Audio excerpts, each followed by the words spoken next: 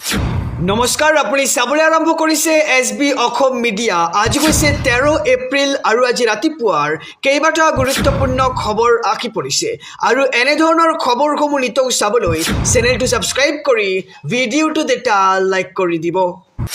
জনাইছোঁ আজি ৰাতিপুৱাৰ প্ৰথমটো ব্ৰেকিং নিউজ। ৰাজনৈতিক প্ৰেক্ষাপটৰ এটি খুবেই ডাঙৰ খবৰ। ইতিমধ্যে 2026 বিধানসভা নিৰ্বাচন পাৰ হৈ গৈছে আৰু তাৰ মাজতে এইবাৰ পশ্চিমবংগৰ মুখ্যমন্ত্ৰী মমতা বেনাৰ্জীৰ গৰ্জন দেখিবলৈ পোৱা গৈছে।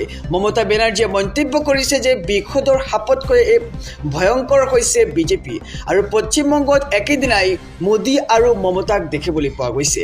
এক ডাঙৰ খবৰ জনাইছোঁ, কেইটাবাৰ বিস্ফোৰক মন্তব্য কৰি এইবাৰ বিজেপি চৰকাৰক হৰঠেগত পেলাইছে বংগৰ মুখ্যমন্ত্ৰী মমতা বেনাৰ্জীয়ে আৰু একেদিনাই পশ্চিমবংগত প্ৰধানমন্ত্ৰী নৰেন্দ্ৰ মোদী, মুখ্যমন্ত্ৰী মমতা বেনাৰ্জীৰ বিশাল নিৰ্বাচনী সভা দেখিবলৈ পোৱা গৈছে আৰু শিলিগুৰিত প্ৰধানমন্ত্ৰীৰ তীব্ৰ সমালোচনা তৃণমূল কংগ্ৰেছক।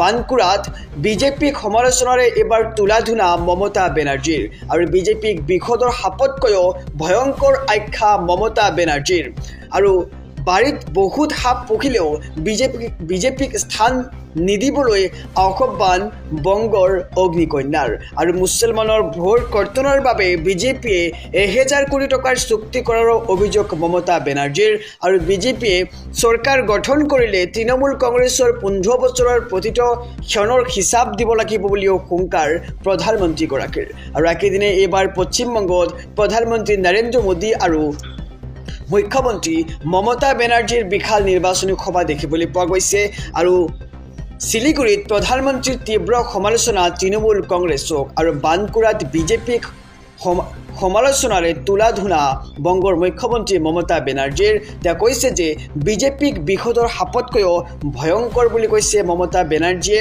আৰু ঘৰত সাপ পুহিলেও বিজেপিক স্থান নিদিবলৈ আহ্বান বংগৰ অগ্নিকন্যা অৰ্থাৎ মমতা বেনাৰ্জীৰ। জনাইছোঁ আৰু এটি ব্ৰেকিং নিউজ, ডাঙৰ খবৰ। এইবাৰ বিপদত পৰিছে কুংকি চৌধুৰী আৰু থানাত হাজিৰ হ'বলগীয়া হৈছে কুংকি চৌধুৰীক। এক ডাঙৰ খবৰ জনাইছোঁ, এইবাৰ বিপদত পৰিছে মধ্য গুৱাহাটীৰ বিৰোধী প্ৰাৰ্থী কুংকি চৌধুৰীলৈ পাণবজাৰ থানাৰ চমন জাৰি কৰা হৈছে আৰু যোৱাকালিৰ দিনটোত পাণবজাৰ থানাত হাজিৰ হ'বলগীয়া হৈছে কুংকি চৌধুৰীৰ বিৰুদ্ধে নিৰ্বাচনী বিধি উলংঘাৰ অভিযোগ অনা হৈছে আৰু ঘটনাক্ৰমে এইবাৰ ৰাজ্যজুৰি ব্যাপক প্ৰতিক্ৰিয়াৰ সৃষ্টি হৈছে।